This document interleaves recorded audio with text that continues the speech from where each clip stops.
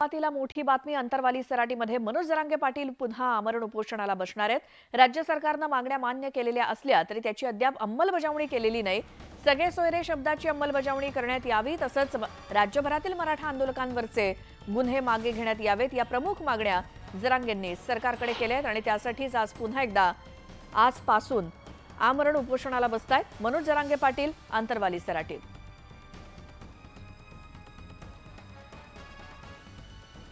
तर गेल्या 27 जानेवारीला मनोज जरांगेंच्या काही मागण्या या सरकारने मान्य केल्या आणि त्याचा अध्यादेश मनोज जरांगेंकडे सुपूर्द केला मुख्यमंत्र्यांनी आणि त्यावेळी गुलाल उधळला गेला, विजयोत्सव साजरा केला गेला। मात्र कायदा पारित केलेल्याची अंमलबजावणी व्हायला हवी या मागणीवरती आता मनोज जरांगे पाटील ठाम आहेत आणि याची अंमलबजावणी अजूनही झालेली नाही, म्हणून आजपासून अंतरवाली सराटीत पुन्हा एकदा मनोज जरांगे पाटील आमरण उपोषणाला बसतायत। तर मराठा समाजाला आरक्षण मिळावं या मागणीसाठी मनोज जरांगेंनी पुन्हा एकदा एल्गार पुकारलाय। मराठा समाजाला आरक्षण दिलंय त्यासाठी विशेष अधिवेशन बोलावण्याची मागणी जरांगेंनी केली। अधिसूचना काढलेली आहे, त्याचं कायद्यात रूपांतरण करून त्याची अंमलबजावणी करा आणि कायद्याची अंमलबजावणी करेपर्यंत 1 इंचही मागे सरकणार नसल्याचं त्यांनी सरकारला ठणकावलंय। सरकारनं धोका दिल्यास मराठा समाज किती महत्त्वाचा आहे हे कळेल असंही ते म्हणाले। विनंती यासाठी केली की सगळ्या सोयरा शब्द हा सरकारनं घेतलेला, 54 लाख नोंदीबद्दलचाही त्यांनीच घेतलेला, परिवाराचा पण त्यांनीच घेतलेला आणि मागल त्या मराठ्यांना आरक्षण द्यायचा हाही शब्द त्यांनीच घेतला। त्यांनी एकूण 4 शब्द घेतले, त्यातल्या सगळ्या सोयऱ्यांच्या अधिसूचना निघालेली। त्या अधिसूचनेचं रूपांतर कायद्यात करायचं असलं तर सरकारला विशेष अधिवेशन बोलावं लागणार। म्हणून मी सरकारला मराठा समाजाच्या वतीने विनंती करतो की या येत्या 2 दिवसात तुम्ही विशेष अधिवेशन बोलवा आणि सगळ्या सोयऱ्यांचा कायदा पारित करून त्या अधिसूचनेचा आणि त्याची अंमलबजावणी तातडीनं करा।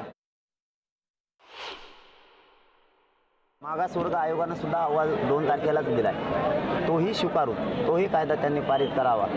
तर यासाठी त्यांनी येत्या 2 दिवसात अधिवेशन बोलवावं। मी मात्र अंमलबजावणी होईपर्यंत 1 इंचही मागे सरकू शकत नाही। तर मराठा आरक्षणासाठी झटणाऱ्या मनोज जरांगेंना शासनानं महाराष्ट्र भूषण पुरस्कार द्यावा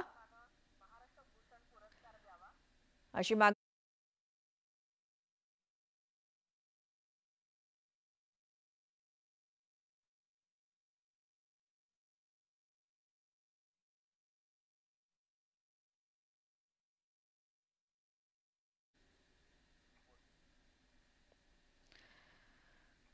तर मनोज जरांगेंना महाराष्ट्र भूषण पुरस्कार द्यावा अशी मागणी तुळजापूरच्या पांगरवाडीतील ग्रामस्थांनी केली आहे आणि गावकऱ्यांनी या संदर्भातला ठराव बहुमताने मंजूर केला असून त्याची प्रत राज्यपाल आणि मुख्यमंत्र्यांकडे पाठवण्यात आली।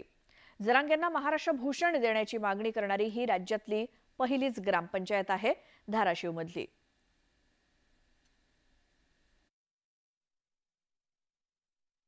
मराठा समाजाच्या आरक्षणाची मागणी सातत्याने लावून धरल्याबद्दल माननीय मनोज जरांगे पाटील यांना महाराष्ट्र भूषण पुरस्कार द्यावा अशी आम्ही ग्रामपंचायतच्या वतीने मागणी केलेली आहे। या संदर्भात आम्ही आजच्या ग्रामसभेमध्ये ठरावही मंजूर केलेला आहे।